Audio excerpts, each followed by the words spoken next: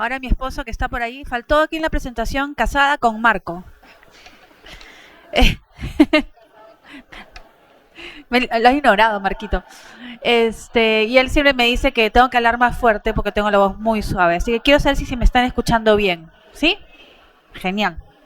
Entonces comenzamos. Me han pedido que hiciera un recuento de la importancia del movimiento Provida en el Perú.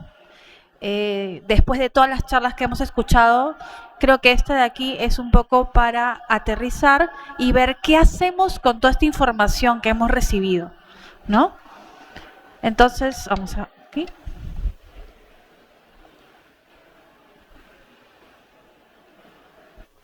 Ahí está. Vamos a hacer un recuento de la historia de los ataques a la vida que ha habido en el mundo y en el Perú especialmente, pero también cómo comienza el tema de la defensa de la vida en el Perú. Entonces, en el Perú el aborto ha sido y sigue siendo un delito.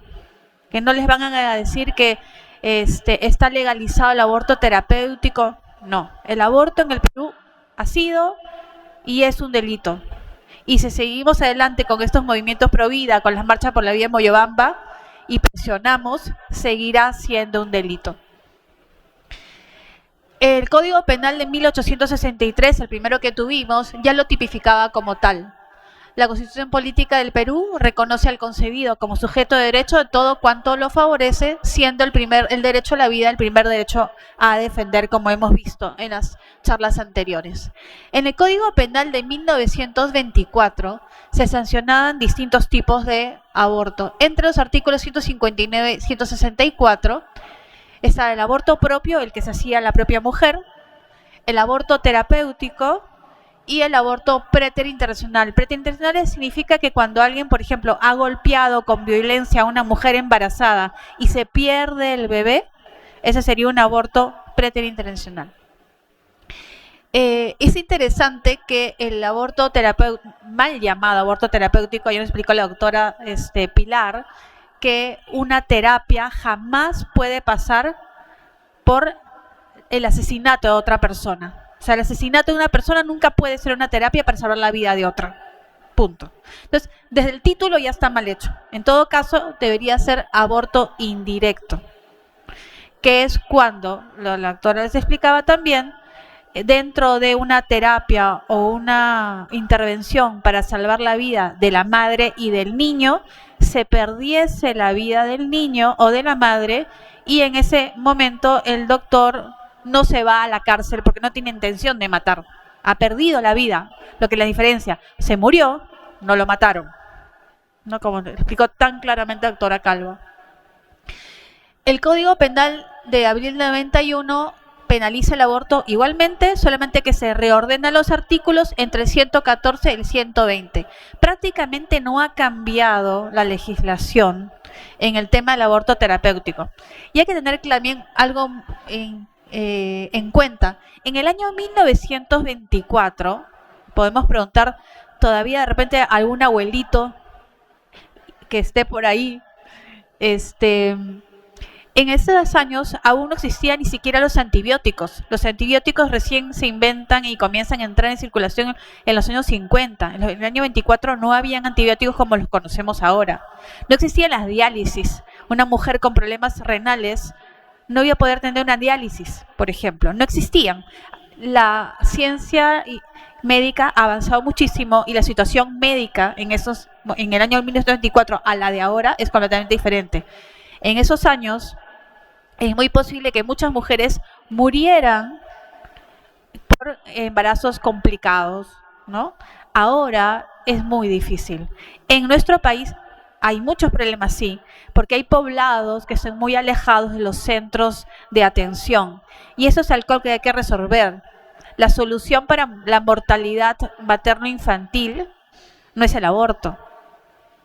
La solución es que haya centros médicos en todos los poblados, que haya buenas carreteras, buenos medios de comunicación para que las mujeres en situación de crisis puedan llegar a ser atendidas en un centro médico. Eso es lo que debemos buscar. No repartir kits de aborto en en los poblados para que vayan a matar a niños porque no invierten en carreteras. Claro, como decían también en la exposición ayer, sale mucho más barato matar a un niño que el Estado dé todas las condiciones necesarias para la salud, no solo de la madre, sino de todos los ciudadanos. Entonces, vamos a hacer un recorrido en historia sobre los intentos de legalizar el asesinato de los pequeños inocentes en el vientre materno y la instrumentalización de las mujeres en situación de crisis. Los intereses económicos e ideológicos que hay detrás de estas agendas pro muerte y de ahí el porqué de la gran importancia del movimiento pro vida en el Perú. Creo que van a tener que hacerlo ustedes, digo, porque no. Gracias. Entonces, esto de aquí es un resumen de un artículo que sale en una revista del Centro para... A ver si esto sí funciona. Aquí. No está funcionando esto. ¿No está César? No. Dime.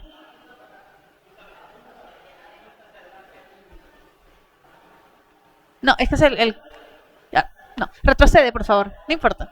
Retrocede. Retrocede. Eso. Lo que quería era el puntero. El Centro para Reproducción, el Centro de los Derechos Reproductivos saca una revista y en esa revista hay 3 nombres que van a ver ahí. Luisa Cabal, Mónica Roa y Lilian Sepúlveda Oliva, 3 feministas pro aborto. Ellas hacen este artículo que llaman Litigio Internacional en la Promoción y el Avance de los Derechos Reproductivos en América Latina, año 2003. Esta señora Mónica Roa la tuvimos colombiana, la tuvimos en Perú.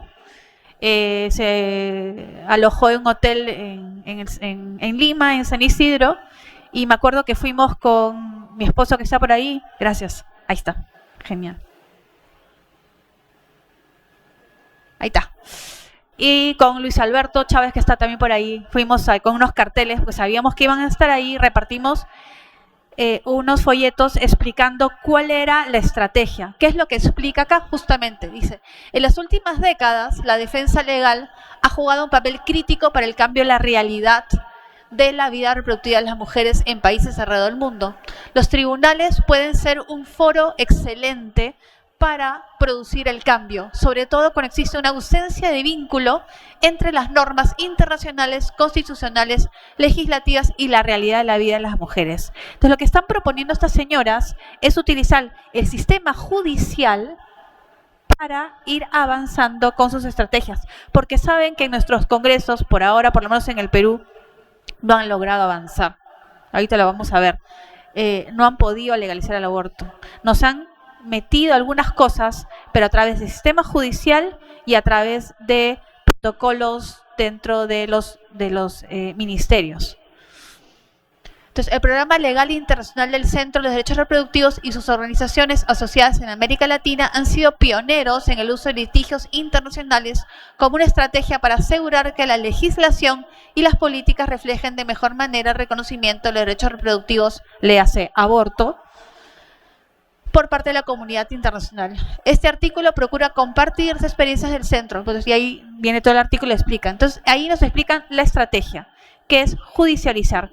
Los casos que vamos a ver ahora, que son casos que se han visto a nivel nacional y que luego han sido llevados a nivel internacional al Corte Interamericana de Derechos Humanos, han tenido que pedir disculpas a mujeres acá y han tenido que darles resarcimientos económicos, ¿no? Entonces, ¿cuál es la estrategia comunicacional? Utilizar a las mujeres en crisis. Una chica que ha sido violada y está embarazada por una violación. Una mujer que es en una situación de enfermedad. Veamos de repente una mujer que está embarazada con un niño que viene con una encefalia, por ejemplo. Los casos extremos. Esos casos extremos más emocionales son los que van a tomar para poder tocarnos el corazón, las fibras emocionales y convencernos de que lo que nosotros también queremos es el aborto. Usar casos humanamente dolorosos como si fueran lo común, ¿no? Por ejemplo, ¿por qué es que abortan las mujeres? ¿Saben ustedes por qué abortan las mujeres normalmente? por razones personales. El 92% de las mujeres aborta por razones personales. Es decir, es una chiquilla adolescente que está en el colegio, se le va a enamorado y no le quiere contar a los papás, se muere de miedo. La chica está en la universidad, no quiere dejar los estudios, el enamorado la presiona, si no abortas te dejo, el hijo es de otro hombre. Me acuerdo que nos llegó una vez una chica en un centro de ayuda que tenía, en el que yo participaba, y esta chica quería abortar y decía, pero ¿por qué no quieres continuar con el embarazo? Si estás bien, una chica profesional, exitosa. ¿Cuál es el problema? ¿Por qué no tienes tu hijo? No, lo que pasa es que ya me pagué la maestría y no la quiero perder. Así de fácil. Entonces, se está utilizando también el aborto como una especie de control de la natalidad, ¿no? Pero es el 92%. Hay un 8% que aborta por razones de salud y solamente 9%. El 1% nada más de los casos son por violación. Por violación. Dar a entender que la mayoría de los abortos son por casos extremos de malformación en el niño o por problemas graves en la salud de la madre. Y aquí vienen con todo el tema del aborto, mal llamado aborto terapéutico. Que las muertes maternas por aborto son por esos casos o por abortos clandestinos. Ojo, las mujeres no solamente se mueren en abortos clandestinos, las mujeres se mueren en abortos legales y seguros en todas partes del mundo. Les hablaban, creo que se pare Jaime, en una charla anterior de Planned Parenthood, ¿no? De quien la fundadora de Planned Parenthood, una mujer eugenista. Darwin, del que hablaba del tema de la evolución, también era eugenista, por eso hablaba de la selección. El tema de la selección es del más fuerte sobre el más débil. Toda la teoría de Darwin, toda la teología evolucionista es eugenésica. Por eso es que tampoco debemos de seguirla. Entonces, nos engañan con las cifras también.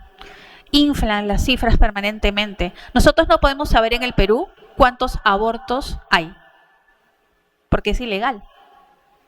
¿Cómo podemos contarlos? Es imposible. Las chicas que llegan a los centros médicos, el ex ministro antes de Salud y luego primer ministro en el Perú, Luis Solari, estando dentro de los ministerios, dentro del gobierno, entró en el sistema de información, en la data, y comenzó a buscar la data real. Porque los grupos abortistas, hay una señora Jenny Dador, decía pues que habían hasta ahora, y te dicen que hay 400.000 abortos en el Perú al año. 400.000. Entonces este doctor dijo, voy a averiguar qué es lo que está pasando realmente. Entonces, parece que los datos que sacaban eran de mujeres que llegaban con sangrado. Una mujer que llega con sangrado, si la doctora Pilar no me equivoco, puede ser también por un aborto espontáneo, ¿cierto? Entonces él comenzó a sacar solamente los datos de mujeres que llegaban ya con una infección, o sea que posiblemente había una manipulación. Y eso también hay que acotarlo más todavía. Y extrapoló más o menos, y a él le salían como 20.000 abortos al año. Y eso exagerando también.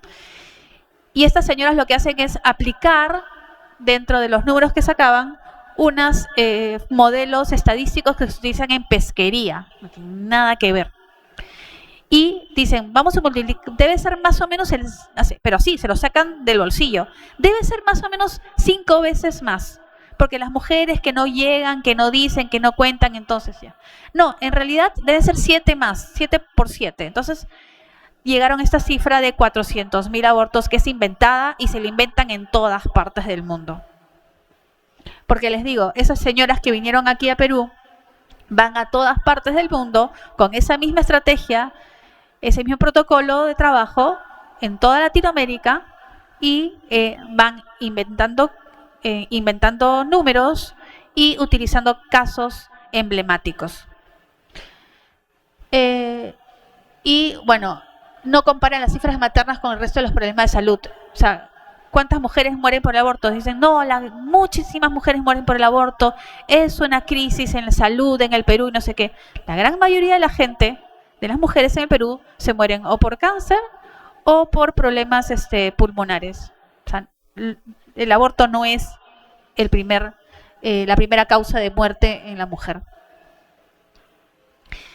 El aborto en Hispanoamérica, vamos a ver cómo está ahorita el patio en toda la región, ¿no?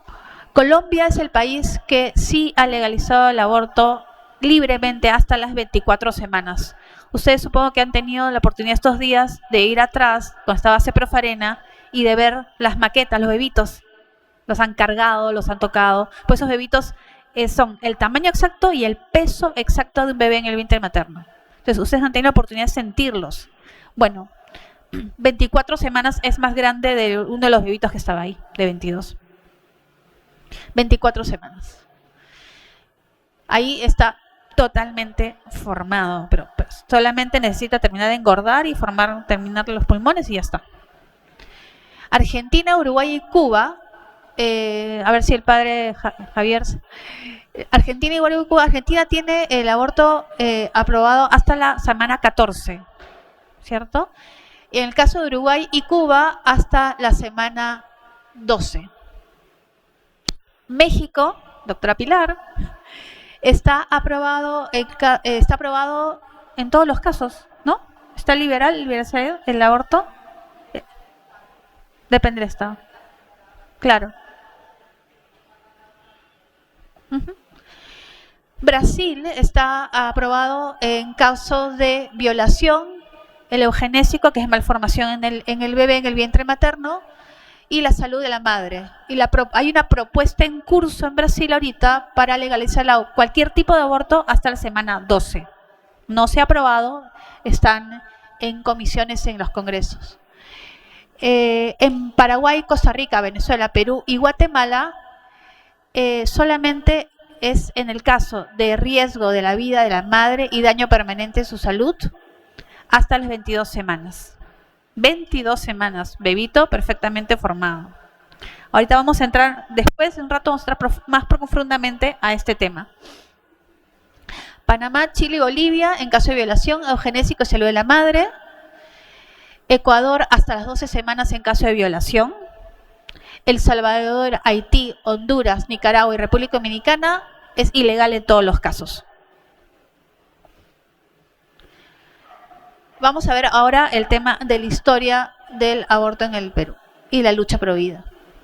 Entonces, como les decíamos al comienzo, el Código Penal en 1863 penalizaba todo tipo de aborto. En el Código Penal de 1924 el aborto sigue siendo un delito hasta el día de hoy y se describen los tipos de aborto desde el artículo 159 al 164. En el Código Sanitario del 1969 se reitera en su artículo 20 lo dispuesto en la ley penal, es decir, la represión del aborto en su totalidad. El aborto terapéutico se permitía cuando existía prueba indubitable de daño en la salud con muerte de la madre, o del concebido después de la opinión de los médicos consultados. En el decreto legislativo de número 121 de 1981 se dispone que se permitía el aborto terapéutico si lo practicaba un médico con el consentimiento de la madre y con la opinión de 2 médicos consultados, si no hubiese otro medio de salvar la vida de la madre o de evitar en su salud un mal grave permanente. Caso, lo que decía la doctora Pilar, embarazo ectópico, por ejemplo, ¿no? Pero no más que eso. Código Penal de abril 91 lo describe tal como lo tenemos ahora. Penaliza el aborto en los artículos 114 y 120. Hay una pequeña innovación en el 635 que consiste en reprimir el embarazo relativo por consecuencia de una violación sexual con una pena menor o equivalente a 3 meses. Se van atenuando las penas. En la Conferencia Internacional sobre la Prospección y Desarrollo en el Cairo se reconocieron los derechos sexuales reproductivos como derechos humanos básicos.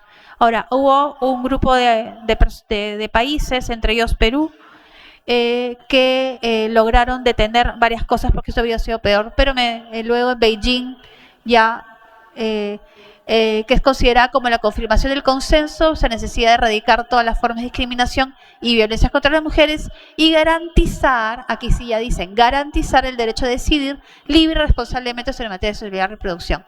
Estas son conferencias que dependen de la ONU. Entonces, ¿qué nos vienen a decir las feministas a nosotras? Y si ustedes se les acerca una feminista, le decir, no, porque los tratados internacionales, porque la ONU obliga al Perú. El Perú tiene que legalizar el aborto porque la ONU lo dice. Porque están estas reuniones, ¿no? Y nos vienen a contar que nosotros tenemos que legalizar el aborto porque la ONU lo dice. Mentira. El Perú es un país soberano, de nuestras propias leyes y no tienen por qué meterse con nosotros. Pero hay una presión internacional. En el 2001, la píldora del día siguiente se introduce al país en su venta y distribución. En el 2002, un grupo de ONGs comienzan a promover la distribución gratuita de la pastilla al día siguiente. Y aquí se da la primera marcha por la vida, que fue en el centro de Lima, frente al Ministerio de Justicia. Fueron como 12.000 personas, más o menos,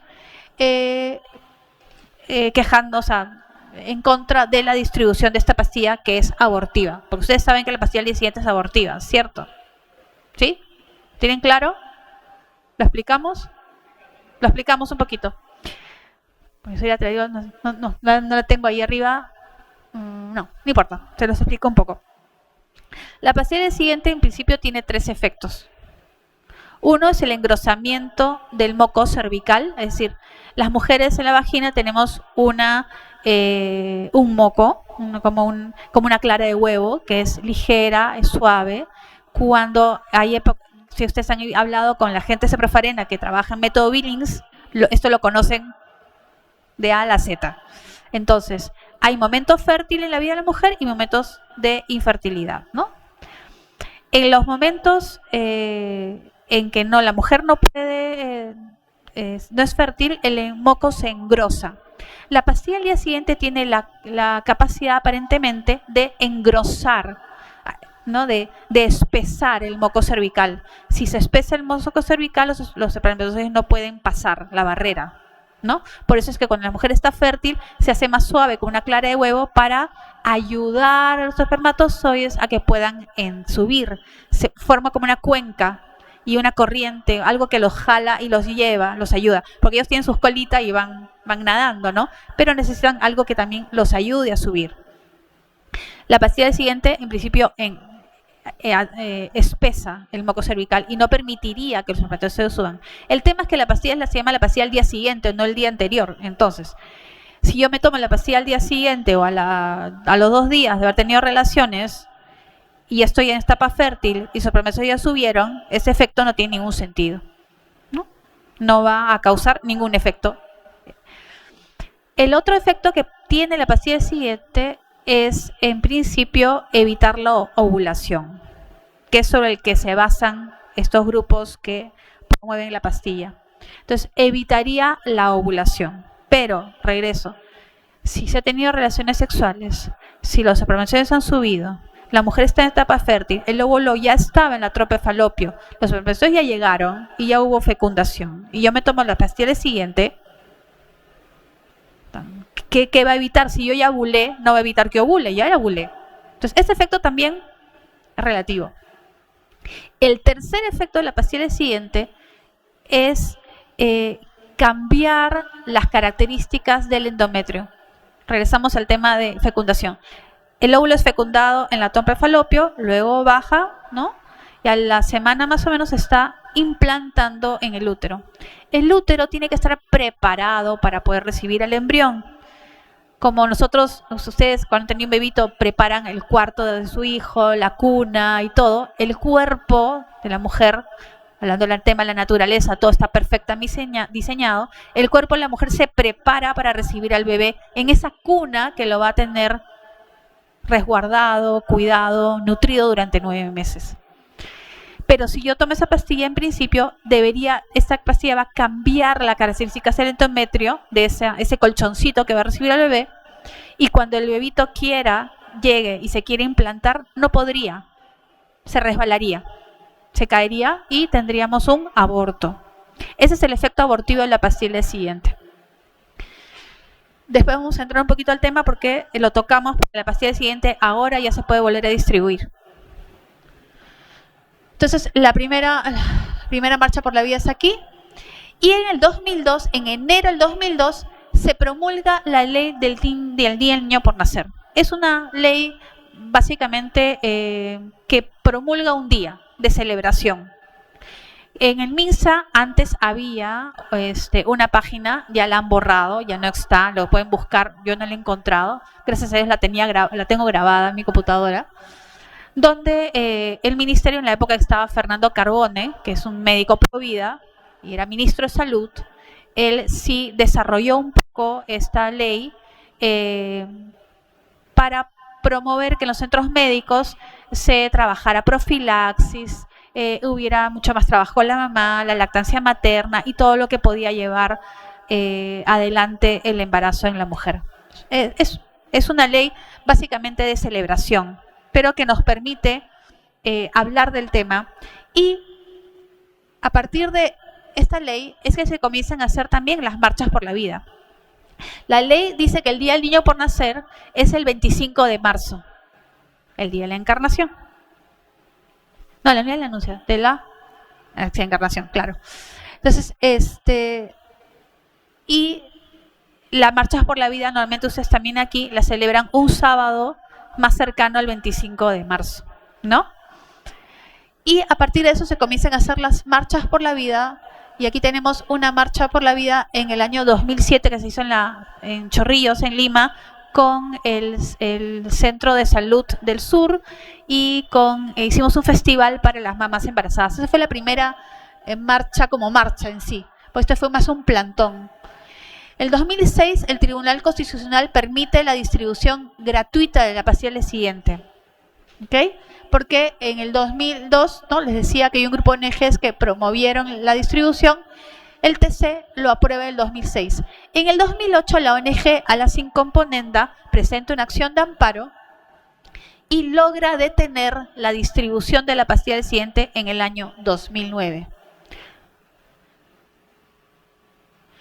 Luego tenemos en la historia, pero ya internacional, les decía que siempre tenemos presión internacional, tenemos el caso Artavia Murillo. El caso Artavia Murillo versus Costa Rica. Son un grupo de supuestamente esposos que demandan al Estado de Costa Rica porque en Costa Rica es ilegal hacer fertilización in vitro. Y este grupo de esposos, o de parejas, lo que fuera, presentan una demanda diciendo que ellos tenían derecho, con los derechos sexuales y reproductivos, tenían derecho a ser padres y como era un derecho, entonces el Estado tenía que pagarles o tenía que legalizar y implementar todo el tema de la fertilización in vitro en Costa Rica. Entonces crean este caso, así como les decía, la estrategia de crear casos a nivel internacional y judicializar es la forma de meter el aborto en los países.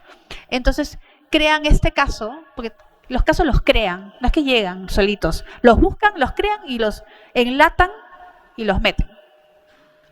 Entonces, la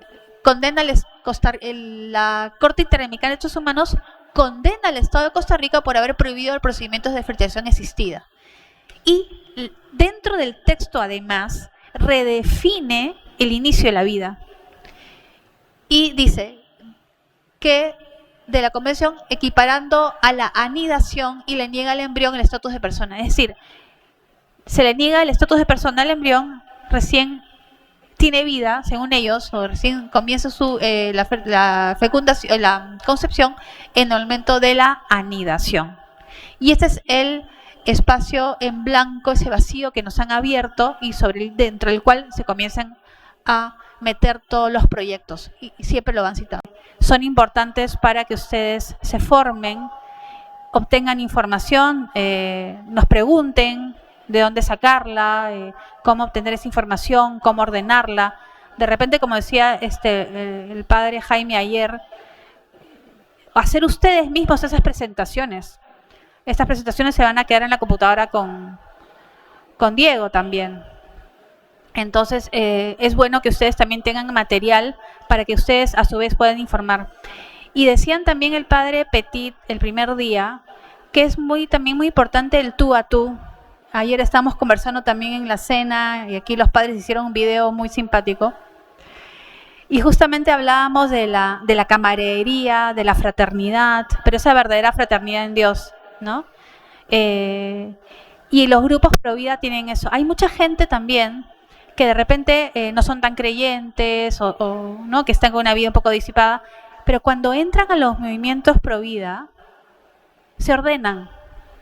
Se ordenan. ¿Por qué? Porque el movimiento pro vida de por sí luchan por la verdad. El movimiento pro vida lucha por la verdad y eso toca los corazones. Así que no tengan miedo de ir a sitios que de repente pueden ser agresivos, violentos para ustedes, o de repente lugares donde la gente está muy dispersa, a decir estas cosas, porque cuando la verdad se presenta es como un faro. No, todas estas mentiras del aborto, del género, todas esas cosas son las tinieblas del demonio. Pero cuando nosotros entramos con la verdad, y con la verdad, con V mayúscula, con nosotros, iluminamos ese espacio y no hay forma que nos puedan decir eso no es verdad, porque ellos lo saben. O sea, no tengan miedo de ir. Miren, justo, comenzamos entonces. Les hablábamos de impares. Esto de aquí es de la página de impares. Está con el logo anterior, porque ahora cuando he entrado a la página nueva ha sido un poquito difícil de encontrar, aunque ustedes si entran a la página de Planned Parenthood y buscan socios locales, van a poder encontrarlos igual. Pero aquí dice, ¿no? Impares es una organización no gubernamental, Tati. Somos miembros de la Federación Internacional de Planificación de Familia, IPPF, Planned Parenthood, la cual agrupa asociaciones representativas de más de 140 países del mundo, ¿no? Entonces, ellos forman parte, son los representantes de Planned Parenthood en el Perú, y quiero comentarles una anécdota justamente sobre este tema, regresando al tema del protocolo de aborto terapéutico. Después vamos a hablar más profundamente de eso. De una chica, esto les digo que fue un viernes a las 3 de la tarde del 27 de junio, sale, hacen esa reunión, sale el protocolo ya, lo envían al peruano, a normas peruanas, se publica el 28, imagínense, 28 de junio lo sacan. Miren la fecha, paso, hacemos algo y luego... no, claro, nosotros tenemos que trabajar, tenemos que criar a sus hijos, tienen cosas que hacer. Ellos están financiados para hacer eso. Nosotros tenemos que sacar el tiempo, pero por eso es importante las redes y que se unan en grupos. Nos asiste el derecho a defender la vida, el derecho a la libertad de reunión, a hacer marchas por la vida, a hacer eventos musicales, teatro, lo que quieran ustedes hacer. Derecho a la libertad religiosa, no nos pueden decir que porque somos católicos no podemos sacar a la Virgen con nosotros a una marcha. Varias personas que acuden a la marcha basadas también o incluso exclusivamente en sus creencias religiosas. Alguna vez en una entrevista me dijeron, pero tú eres católica. ¿Y tú me estás discriminando por ser católica a mí? O sea, orgullosos de ser católicos. Tranquilos. La vida del niño por nacer se encuentra bajo ataque. Hay grupos de interés extranjeros, ya lo hemos visto. Primero se busca que se penalicen los abortos por causales de terapéutico, violación, eugenésico, que son los emocionales. Y después las excusas son conocidas. El Estado laico, que es solamente los que creemos en los que tenemos una religión somos los que defendemos la vida. Mentira, tengo amigos que son ateos y que son pro vida. Y bueno, todo el tema de derechos sexuales y reproductivos, ¿no? Se debe visibilizar el sentir del pueblo peruano en defensa de la vida. Los políticos deben tener claro que la mayoría de los peruanos se opone al aborto. Debe darse a conocer entre el mismo pueblo que la mayoría se opone al aborto. Hazme un favor para terminar, Diego, está. Para terminar, solamente la encuesta.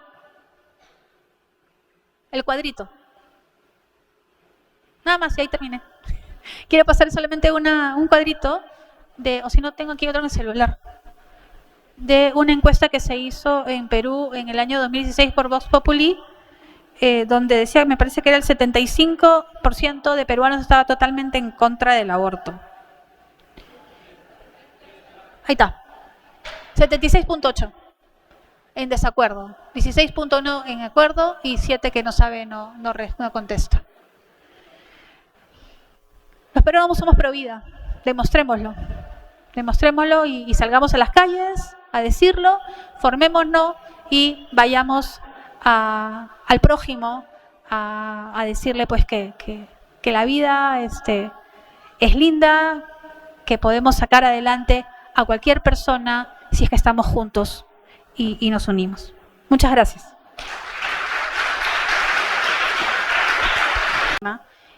Hay esas otras, es más que hasta han hecho estudios en bioética también en algunas parroquias. Entonces aprovechen, vayan, planteen un trabajo, pero planteen un proyecto. No digan, padre, mira, yo quiero hacer un proyecto pro vida. Ah, ya, pero ¿qué vas a hacer? No.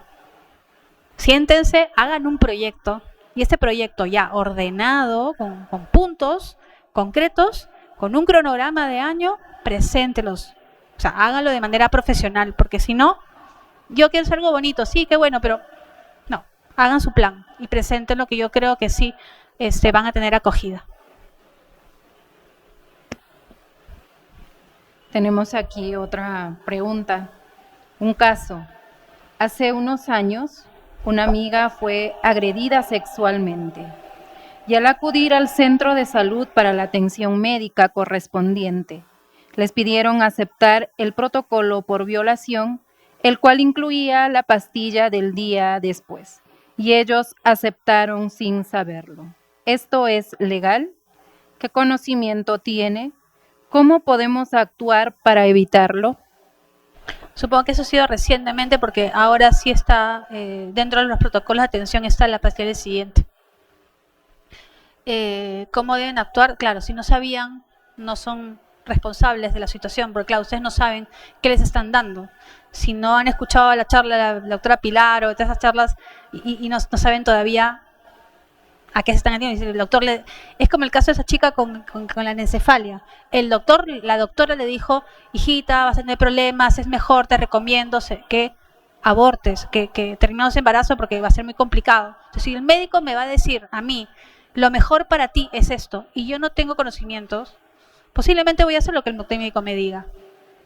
Entonces, por eso es importante que la divulgación, la difusión de estos temas, la formación de la gente, porque esa chica que de repente ha sido ultrajada lamentablemente o salió embarazada y se va al centro médico y ya escuchó, no le van a engañar. Entonces lo importante es que la gente esté informada para que no sea engañada. Pero sí lo puede ser. Hay algunos también kits de aborto por aspiración que también están usando. Como ha visto, hay jóvenes aquí, estudiantes de secundaria, y ellos preguntan, ¿no? Porque constantemente se encuentran. ¿Cómo los estudiantes podemos defendernos ante profesores proabortistas? Bien, debatan entre ustedes. ¿Por qué no se reúnen ustedes si están interesados en el tema? Tienen el padre Jaime, tienen varios formadores. Fórmense en esto y ¿por qué no crean grupos de debate? Hagan ejercicios de debate. Pónganse ustedes un grupo frente al otro, uno con los argumentos pro aborto y otro con los argumentos pro vida. Debatan, aprendan a debatir, aprendan a discutir alturadamente con información, para que cuando ustedes se encuentren con el verdadero enemigo, la tengan rápido, sepan contestar, no tengan miedo, porque están entrenados, entrénense. Y hagan eso, grupos de debate, para que se entrenen entre ustedes y cuando estén enfrente de la situación real, sepan reaccionar rápido y no van a poder con ustedes. Así que tranquilos. Muy bien, hemos visto ese cuadro atroz ahí de las partes del bebé, ¿no? Sí. Dice, ¿en qué se utilizan las partes de los bebés abortados? En investigación, hay universidades, por ejemplo, en Estados Unidos, que compran esas partes de los bebés para clases, para investigación o para clases. Y también hay partes que se utilizan en temas de biotecnología, que ya es también de investigación. Es de investigación. Muy bien, la última pregunta dice, si la salud mental no está bien definida y le añadimos el causal 11, ¿quiere decir que cualquier mujer puede practicar el aborto en Perú? Sí. O sea, nosotros no tenemos el aborto del Perú no es legal. Pero en estos momentos, ese ese punto 11 del protocolo de aborto terapéutico prácticamente está abriendo las puertas al aborto hasta la semana 22. En cualquier causa es que tenemos una junta médica que nos acompañe. Y eso está pasando en los hospitales nacionales. Está pasando. Lamentablemente ha sido la trampa que han puesto y la están utilizando, ¿no? Entonces, lo que se puede hacer en esos casos también es tener, ustedes conocen, en ciudades más pequeñas, como el caso de ustedes, casi todos se conocen entre ustedes. Entonces es más fácil pasarse la voz. Entonces tengan algún amigo fiscal que le pasen la voz rápido para que vaya al centro médico si saben, se entera que pasa eso. Porque el fiscal al entrar, él puede supervisar y le va a meter un poquito de miedo al que está haciendo esto. O sea, no tengan miedo tampoco de utilizar ese tipo de estrategias. Lleguen al fiscal, avisen, policía, están haciendo eso. Ah, sí, ¿y qué estás haciendo? ¿Y cómo estás aplicando el protocolo? Aprendas el protocolo. Porque tiene que haber un fiscal también que esté viendo si realmente había una violación o no. Y si no había violación, la chica está mintiendo. A mí me han violado, ¿no? Y el tema del problema de salud mental también, o sea, vamos a entrar a ver qué es lo que tiene, eso. Vayan con un fiscal. Eso a veces puede funcionar como sí, le puede dar un poquito de miedo a la gente hacerlo frente al fiscal y puedan retroceder. Aprovechen ese tipo de cosas. Bien. Muchísimas gracias por esta ponencia